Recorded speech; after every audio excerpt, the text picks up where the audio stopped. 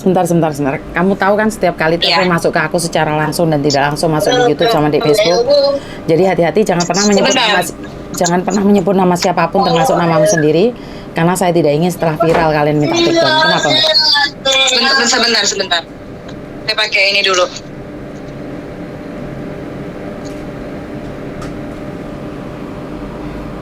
Ya, halo. Kamu tahu kan setiap kali telepon masuk ke saya secara langsung dan tidak langsung itu masuk di YouTube sama di Facebook. Jadi hati-hati, jangan pernah menyebut nama siapapun termasuk namamu sendiri, karena saya tidak ingin setelah viral kalian bilang atau minta take down. Kena ada apa, Mbak? Iya. Oh. Suaramu yang nggak denger, Mbak. Iya, ada suaranya, Mem. Kenapa, sayang? Iya, gini, saya mau tanya perihal ini tentang calling visa seperti itu. Itu gimana, Mem? Maksudnya calling visa gimana? Nggak paham saya. Iya, maksudnya saya kan baru dari Hong Kong setahun setengah. Jadi saya notice kemarin karena orang tua saya sakit, bapak saya sakit stroke, makanya saya ke Hong Kong kemarin. Cuman pas saya di Hong Kong kemarin tuh ibu saya malah sering keluar masuk rumah sakit kayak gitu. Jadi saya minta ke employer saya saya minta pulang aja deh, kata saya bilang gitu. Cuman setelah saya pulang ini, kondisi ibu saya sudah cukup membaik. Dan saya juga udah discuss sama keluarga, gimana nih kalau misalkan saya berangkat lagi untuk cari uang lagi gitu. Tapi kalau misalkan nanti di depan ibu saya sakit lagi, paling saya nanti solusinya itu mungkin nanti kayak minta tolong orang buat jagain dulu orang tua saya, nanti saya bayar orang itu gitu, Mem. Cuman untuk saat ini saya pengen proses berangkat lagi kayak gitu. Cuman kan visa saya kan berakhirnya sampai April tahun depan. Jadi gimana itu kalau proses calling visa, apakah bisa seperti itu? Posisimu ada di mana, sayang? Ada di Indonesia. Sekarang? Iya. Kan visamu kalau kamu pulang Indonesia kan sudah mati, sayang. Iya. Iya sih. Dan gini, sekali lagi, kenapa kamu pengen buru-buru? Berapa lama kamu pulang Indonesia? Saya kemarin nyampe Indonesia itu tanggal 18 September. Jadi sudah Oktober. 2 bulan di sini. Sudah 2 bulan. Dan kamu tahu kan kamu pulang karena orang tuamu sakit. Kenapa kamu tidak membuat mereka lebih tenang lagi dulu, tunggu beberapa bulan dulu, baru kamu daftar lagi ke PT kan? Kenapa? Kalau kamu kayak gitu, ntar kamu sakit lagi, kamu bimbang lagi dan bingung lagi. Iya, kalau majikan pas baik, kamu bisa pulang dengan mudah. Kalau diulur-ulur lah, kan kita tidak tahu apa yang terjadi. Kenapa kamu tidak bisa tenang aja dulu, karena kamu masih baru 2 bulan pulang Indonesia, Mas sayang. Sebentar lagi kan Lebaran Islam, ya udah nikmatin dulu Lebaran di rumah. Habis Lebaran sudah tenang semua, baru berangkat lagi ke sini. Iya, cuman kondisinya urgent banget, Mem, karena kan posisi bapak sakit stroke, jadi nggak bisa cari uang gitu ya. Sedangkan ibu saya juga cuman guru PAUD honor. Nah di sini saya yang bertanggung jawab, ibaratnya bertanggung jawab untuk gimana untuk mencukupi kebutuhan hidup keluarga saya di sini. Jadi dan saya juga udah cari kerja ya di Indonesia, ternyata ya begitu gitu, maksudnya belum menemukan gitu. Jadi kayak saya pikir apa saya harus berangkat lagi kayak gitu sih, Mem, karena ya kita sehari-hari butuh untuk makan itu, makanya saya mau berangkat lagi kayak gitu. Boleh nggak aku nanya, lah kenapa dulu waktu di Hong Kong buru-buru pulang? Kenapa tidak dipikir dulu? Kemarin itu memang di samping ini nggak apa-apa ngomong ya, maksudnya employer saya juga cukup maafan. Terus saya dilarang sholat waktu itu. Nah kakak saya bilang kayak gini, udahlah kamu pulang aja, nanti kita cari kerja di sini. Dan kebetulan kemarin itu ada, jadi kakak saya punya relasi mau masukin kerja gitu. Ternyata, jadi kan saya semangat nih, Mem, semangat pulang lah nggak apa-apa. Jadi saya juga nggak cari majikan dulu tuh, langsung pulang aja saya kemarin karena saya rencananya mau nyari kerja di Indonesia. Ternyata pas nyampe Indonesia, kerjaannya malah udah ada yang ngisi posisinya. Jadi saya, wah gimana nih, saya nganggur lagi kayak gitu. Berarti kan hidup ini tidak sesuai dengan harapan kita. Dan pertanyaan saya, kalau kamu bilang majikanmu yang dulu itu kurang baik, apakah jaminan majikan yang kedepannya lebih baik lagi? Takutnya kamu nggak bisa bertahan. Dan nggak bisa sholat lagi, terus gimana? Ngebreak lagi? Ya nggak tahu. Saya juga bingung sih karena keadaan gitu, Mem. Jadi kayak saya bingung harus ambil jalan apa gitu loh, Mem. Saya juga masih karena gini sayang, saya pribadi itu memahamin psikis kalian kalau sudah pulang Indonesia bingung mencari pekerjaan dan pelampiasannya kepingin ke luar negeri. lagi. Dan kenapa saya suruh kalian lebih tenang dulu, lihat keadaan dan suasana. Karena saya tidak ingin kamu balik lagi ke sini mendapatkan majikan yang kurang baik lagi dan kamu nge-break lagi gitu loh. Jadi pulang ke Hong Kong cuma jadi pelampiasan saja. Loh, itu saya tidak ingin. Karena kalau kamu kerja di Hong Kong sebagai pelampiasan tanpa tujuan, kamu akan gagal, sayang. Beda kalau kamu keluar negeri punya tujuan, wes apapun yang terjadi, saya harus sukses. Ibu sakit terus gak apa-apa, sementing punya uang untuk ke rumah sakit. Itu beda dengan ya udah pulang wae. Oh, di Indonesia juga ada pekerjaan, daripada kamu nggak bisa sholat terus majikannya maafan, ya udah pulang aja. Jadi kamu nggak ada orang yang membantu menguatkan mentalmu. Malah kamu kendor karena diojok-ojoki pulang Indonesia ada pekerjaan. Dan itu akan terjadi lagi sama kamu, Dok. Karena apa? Saat kamu sudah kelihatan nyaman, orang itu akan memberikan apa ya? Dorongan untuk kamu lemah. Karena itu saya bilang, kuatkan hatimu dulu. Yakinkan dulu. Yakin kamu sudah butuh banget untuk ke Hong Kong. Karena saya tidak ingin hanya buat pelampiasan saja. Banyak orang yang datang ke Hong Kong buat pelampiasan saja sekarang ini. Nyampe Hong Kong 1 bulan nggak kuat karena majikan cerewet pulang. Sing dimarahi siapa? Agent. Bener nggak? Iya. Jadi kamu tenangin dirimu sendiri dulu sebelum ngambil keputusan untuk datang ke Hong Kong. Ya. Gak ada agent yang akan memberitahumu kayak gini, Dok. Tapi kamu pikirkan aja. Bener nggak kata-kata Mbak Yuni? Kamu tenangin dirimu, setelah 2 minggu kamu cari aku lagi ya. Iya. Iya, memang cuman saya udah ngobrol sih sama keluarga, udah kakak saya juga. Terus saya juga kemarin memang udah beberapa beberapa agensi gitu. Maksudnya saya udah udah kasih biodata kayak gitu. Terus udah pernah beberapa kali interview juga, dan saya mengajukan gitu. Saya minta sholat karena saya orang Muslim kan. Ada yang oke, boleh kata majikan boleh. Cuman waktu itu nggak tahu gimana di cancel malahan. Terus ya ada beberapa kali interview juga, terus jaga anjing gitu ya. Nah, kalau untuk anjing kan saya rencananya pengen sholat gitu. Kalau misalkan jaga anjing kan susah ya. Ya saya bilang saya belum bisa, kata saya cari job yang lain kayak gitu. Sempet sih kemarin, cuman maksudnya untuk dan calling visa ini apakah aman atau tidak nanti pas di Bandara Soekarno-nya kayak gitu sih, Mem. Saya maksudnya masih ragu apakah legal atau tidak seperti itu. Kalau dia bisa memberangkatkan kamu ke sini, pastinya dia punya izin dong, sayang. Ya selagi ada agent lain yang bisa memberi kamu peluang untuk bisa sholat, kenapa enggak? Ya udah diambil aja dulu, karena saya sendiri juga tidak bisa menjanjikan dan menjamin majikan saya akan ngizinin kamu sholat. Kalau ada peluang di luar, cari aja dulu. Tapi aku pribadi lebih advice ke kamu, yakin kamu sudah kuat mentalnya. Ntar bapak ibu sakit lagi mendadak karena barusan kamu tinggal, terus kamu minta pulang lagi. Bener nggak? Iya. Jadi kamu harus tanya pribadinya dulu. Iya. Kemarin mungkin belum ada solusi gini sih, Mem. Saya belum terfikirkan. Ya itu, kalau misalkan nanti di depan orang tua saya sakit lagi, itu saya bisa bayar orang buat coba jagain dulu deh sementara. Misalkan ya saya bayar gitu. Nah kemarin tuh emang belum ada pikiran kayak gitu, dan sekarang juga mau gimana, orang saya juga nganggur gitu, uang juga nggak punya gitu, Mem. Tapi kan kalau setidaknya at least kalau misalkan saya punya uang kan, ibaratnya saya kerja gitu, saya bisa sementara dengan gaji segitu saya bisa bagi-bagi untuk orang tua, untuk anak gitu, untuk adik sekolah.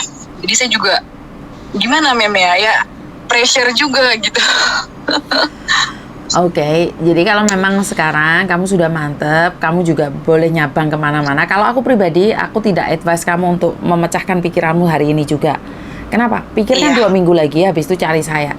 Karena aku pingin tuh anak-anak saya tuh benar-benar siap. Bukan kepepet cari pelampiasan. Jadi saya selalu nanyain, yakin siap? Karena kamu sekarang posisi kepepet, Nando. Coba kalau ada tawaran yang lebih baik lagi di Indonesia, kan kamu nggak akan berpikir untuk ke Hong Kong. Jadi saya pribadi lebih memilih untuk meminta kamu berpikir secara tenang, jangan terburu-buru, karena keputusan yang terburu-buru hasilnya akan tidak jelas. Iya. Tak kasih 2 minggu. Satu lagi mau tanya. Kemarin saya juga ada gimana ya, itu mungkin dibilang sponsor apa gimana ya, cuman dia bilangnya langsung dari agensi, maksudnya ke tangan kanannya gitu ya, mungkin tangan kanannya dari Bandung agensi. Nah jadi dia tuh tugasnya itu di sini katanya membantu proses untuk anak-anak calling visa di Indonesia. Nah dia itu bilang katanya kamu mau calling visa atau mau masuk PT. Kalau misalkan masuk calling visa katanya kamu harus bayar cash dulu sebesar $4.000 Hong Kong ya di kursin Indonesia berapa gitu katanya kayak gitu. Nah itu bener apa enggak Mem ya? Takutnya saya penipuan apa gimana kayak gitu. Maksudnya pengen tahu yang sebenarnya seperti itu. Waduh, tangan kanan punya Bandung saya kurang tahu ya kalau di Indonesia karena jujur saya nggak ngurusin Indonesia sayang. Saya nggak ngurusin Indonesia. Saya langsung kontak Bandung agensinya langsung tuh maksudnya saya takutnya sebentar, gimana bisa minta gitu. Inisial namanya aja dulu nggak? Inisial Gimana? nama depan aja. Inisial nama depannya aja. L itu orang Indonesia ya dia ngurusin anak-anak yang di sini. Kamu kok tahu? Kok tahu dia? Kamu menghubungi dia atau menghubungimu? Gini, jadi saya kontak agensi juga, terus ada orang ITKW juga sama, terus dia bilang, Mbak tolong kontak ini deh, katanya dia bisa bantu, katanya kayak gitu. Terus setelah saya tanya, katanya beliau itu ya yang bantu untuk proses anak-anak calling visa itu. Cuman katanya dia bilang Bandung Enterprise katanya. Gitu. Terus katanya kalau misalkan jadi katanya dia bilangnya gini, nggak mau kalau misalkan saya masih kayak nyabang ke agensi mana yang cepat, dia nggak mau soalnya takutnya udah dapat majikan sayanya cancel kayak gitu. Jadi dia bilang milih opsinya gini, antara kamu kirim paspor dulu langsung ke Hong Kong, paspor kamu katanya, atau nanti kamu bisa bayar langsung dulu itu, tapi rekeningnya tuh rekening nomor Indo BRI. Pokoknya saya yang dari Indonesia saya tidak bertanggung jawab, Mbak. Karena makanya saya takut. saya cuma bertanggung jawab di Hong Kong saja. Saya tidak tahu karena saya tidak ingin ikut campur masalah yang ada di Indonesia. Iya, makanya saya jadi konfirmasi dulu sama langsung ke Bandung agensinya gitu, apakah betul bekerja sama dengan beliau. Karena kalau misalkan tidak bekerja sama kan saya jadi nggak mau lanjut sama beliau, karena kan katanya bayar dulu kan, saya takutnya kan kayak gitu. Jadi saya pribadi saya tidak bertanggung jawab atas Indonesia. Kalaupun dia atas nama Bandung atau apapun, karena kemarin ada yang buat gara-gara sama saya, dikiranya saya ngambil uang, jadi saya tidak bertanggung jawab apapun. Tanyakan dia secara langsung, karena saya tidak tahu. Karena saya kalau urusan Indonesia saya tidak berani menanggung. Saya cuma lokal aja. Jadi kenapa saya meminta kamu berpikir untuk 2 minggu. Kalau memang iya, maka saya akan ada staf Indonesia yang akan menghubungi kamu. Tapi kalau ada orang yang sudah bilang stafnya Bandung, terserah kamu percaya boleh tidak boleh. Karena sekali lagi saya tidak bisa memaksakan. Karena saya sendiri staf yang ada di Jingwan. Ya mungkin dia ada staf yang di bagian lain, saya kurang tahu. Jadi saya tidak bertanggung jawab. Intinya entar jangan karena atas nama agen saya terus ada masalah semua ditumpahin ke saya, padahal uang nggak masuk ke saya gitu loh. Paham nggak maksud saya? Jadi mungkin dari staf cabang lain. Jadi kan saya tidak semuanya kenal dong sayang, bener nggak? Kan tidak semua orang saya kenal. Tapi sekali lagi kalau kamu ikut daftar ke orang lain, jangan minta pertanggungjawabannya ke saya, karena saya cuman cabang yang ada di Jingwan, bener nggak? Loh kalau cabang-cabang lain kan saya tidak tahu. Iya. Bener nggak? Jadi tak kasih waktu 2 minggu, saya akan hubungi kamu lagi atau kamu hubungi saya. Paham nggak? Iya betul. Oke. Matur nuwun ya sayangnya. Iya, makasih Mem, makasih banyak. Oke, sekali lagi saya sudah mengingatkan berkali-kali bahwa Bandung itu bukan cuma ada saya stafnya. Bandung itu ada beberapa orang stafnya, yang dimana staf Indonesianya, dan mempertanggungjawabkan cabangnya masing-masing. Jadi jangan orang lain yang melakukan kesalahan di Bandung yang mengatakan bahwa saya tidak tanggung jawab. Sekali lagi, saya bukan pemilik Bandung. Saya itu staf yang paling kecil posisinya di Bandung. Saya staf yang bisa dibilang kapanpun bisa didepak keluar dari Bandung. Jadi, kalau saya harus mempertanggungjawabkan semua, ya sungguh tidak adil bagi saya. Nah, karena itu, jangan bilang anak EDW bagus dipromosi di YouTube sama di Facebook, tapi ternyata anak EDW gak direken. Nah ini yang saya sering jelaskan. Lah kamu anak EDW anak sing di cabang mana? Kalau anak saya sendiri itu Jingwan tuh kebanyakan saya akan ingat satu-satu, walaupun tidak ingat total. Tapi kalau kamu dari cabang lain terus marah minta pertanggungjawaban saya 100%, ya nggak adil no Mbak. Bener nggak? Terus saya selalu bilang, Bandung berdiri sejak saya belum ada di Hong Kong. Jadi Bandung itu udah 30 lebih. Sementara saya baru umur 40 lebih. Nah, tidak adil kalau kesalahan nih perusahaan itu saya pribadi yang harus nanggung. Saya akan berjanji mencoba menjadi lebih baik lagi. Karena itu saya minta saran dan kritiknya dari kalian. Jadi kalau kalian minta saya mempertanggungjawabkan semuanya, ya nggak adil, Mbak.